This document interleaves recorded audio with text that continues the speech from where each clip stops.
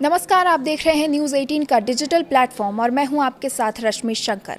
जम्मू कश्मीर में एक बार फिर आतंकवादियों ने इंसानियत को शर्मसार कर देने वाली वारदात को अंजाम दिया है। शुक्रवार देर शाम हुई इस घटना ने एक बार फिर उन दर्दनाक यादों को ताज़ा कर दिया है जब बेगुनाह लोगों को उनकी पहचान के आधार पर निशाना बनाया गया था। जानकारी के मुताबिक आतंकवादी एक ईंट भट्टे पर पहुंचे जहां बाहर से आए मजदूर काम कर रहे थे। प्रत्यक्षदर्शियों के अनुसार आतंकवादियों ने पहले मजदूरों की पहचान और नाम पूछा और उसके बाद उन पर गोलियां चला दी।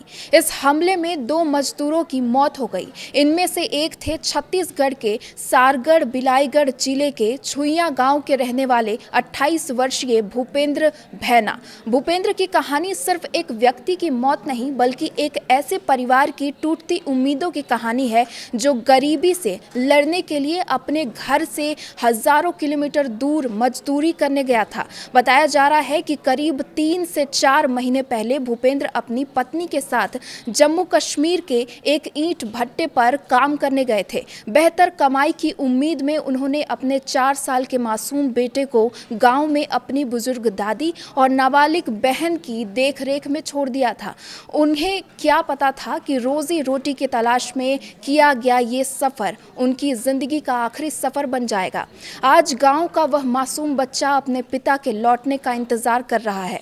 उसे अभी तक ये नहीं पता है कि उसके सिर से पिता का साया हमेशा के लिए उठ चुका है। घटना की सूचना मिलते ही सारगढ़ बिलाईगढ़ पुलिस सक्रिय हुई। पुलिस अधीक्षक सुनील शर्मा ने बताया कि भूपेंद्र के माता पिता और छोटा भाई हिमाचल प्रदेश में मजदूरी कर रहे हैं। शनिवार तड़के करीब 2 बजे पुलिस उनके गांव पहुंची और परिवार के अन्य सदस्यों को इस दर्दनाक घटना की जानकारी दी।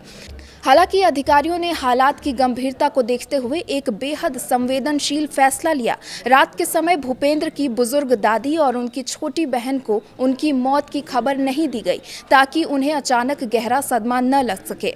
इस बीच हिमाचल प्रदेश में मौजूद उनके पिता को पूरी घटना की जानकारी दे दी गई है। वहीं स्थानीय प्रशासन और जम्मू कश्मीर के कुलगाम जिले के अधिकारी मिलकर परिवार को हर संभव सहायता पहुंचाने की कोशिश कर रहे हैं। सबसे मार्मिक बात यह है कि भूपेंद्र की छोटी बहन अभी भी इस सच्चाई से अनजान है।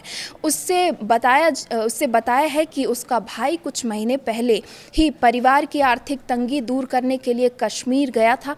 परिवार के हालात इतनी खराब थी कि घर चलाना मुश्किल हो गया था, इसलिए उसने घर छोड़कर मजदूरी का रास्ता चुना। भूपेंद्र के भाई अनुराग भैना ने बताया कि उन्हें इस दुखद घटना की जानकारी उनके मामा से मिली जो फिलहाल जम्मू कश्मीर में ही हैं। उन्होंने बताया कि भूपेंद्र अपने पीछे पत्नी और 4 साल के बेटे को छोड़कर गए हैं।